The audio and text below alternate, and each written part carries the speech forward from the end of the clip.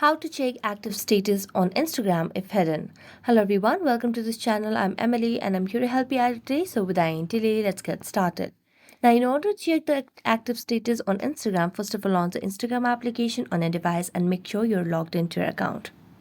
As you do that, tap on your DM section at the top right, and here you will be able to see different persons over here.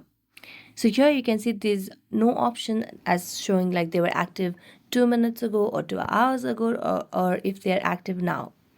So let us go back and then tap on your profile at the bottom right corner. And as you do that, tap on the hamburger icon at the top right corner of the screen and then scroll down. Now tap on messages and story replies. As you do that, here you can see the option of show activity status. So tap on it and make sure to toggle on this option. So when you toggle on this option, your activity status along with other people's activity status will be shown over here. So you can just go check on your DM section and let's check it. Now you can just refresh or you can relaunch the Instagram application, and now you'll be able to check the activity status or active status on Instagram even if it's hidden. So that's it. Thank you so much for watching this video. See you next time.